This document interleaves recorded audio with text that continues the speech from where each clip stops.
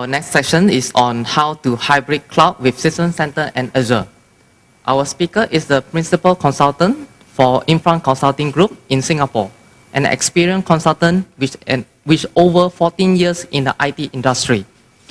He is a MVP for cloud and data center management, as well as also being a Citrix desktop MVP.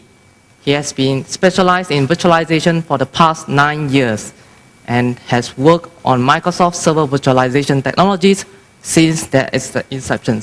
Please put your hand together for Daniel Ma. Thanks, Lai. So, for today, we're looking at hybrid cloud with System Center and Azure. So can I get a show of hands? Who's actually used Azure? Who's signed up for a trial? Anyone using Azure here? Okay. How about Hyper-V on-premise? Who's using Hyper-V on-premise?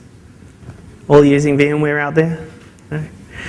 Okay, so really what I'll be covering is topics around Azure, System Center, and hybrid cloud.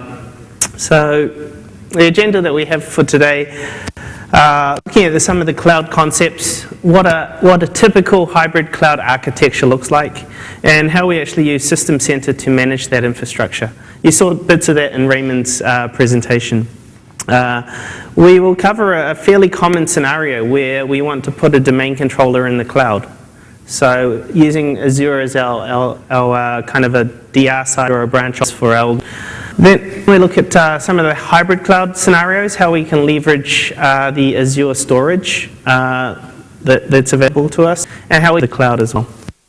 What is hybrid cloud of System Center? Looking at being a center without boundaries, where we have workloads that we want to run on-premise, maybe on some virtual infrastructure, VMware, Hyper-V, whatever it may be, and also infrastructure that we want to run inside the public cloud, being that public cloud service.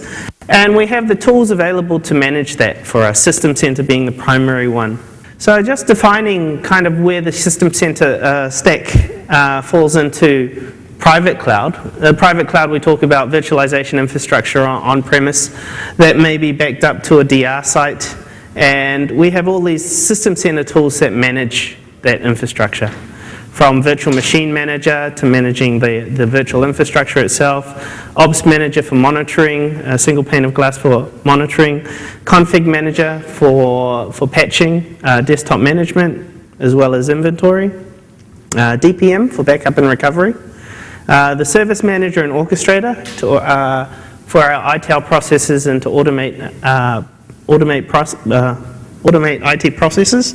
And then finally we have App Controller. So the focus for this session is really around App Controller and what App Controller provides for us. So looking at the private cloud concepts. Now, we split the private cloud concepts into the fabric. So the fabric consists of our network. So network here could be our logical switches, our logical networks that our virtual machines connect to on-premise. Our compute fabric might be our Hyper-V hosts, our VMware hosts, and now even our Zen server hosts. These are all the infrastructure that we can actually provision and manage on-premise. And the type of VMs we can create are really so wide. There's so many types of virtual machines, from Linux to Windows to older versions of Windows 2003, 2000 as well. And then looking finally at the storage aspects, where do we store our virtual machines? Are they on a SAN? Are they on scale-out file servers from Microsoft? New feature in Windows 2012. And using VHD and VHDX file formats. So how we manage this is using Virtual Machine Manager together with App Controller. And that's how we can manage our private cloud. Now, if we take those concepts and now apply them to Azure, the IAAS, Infrastructure as a Service, public cloud concepts, we have the same type of concepts.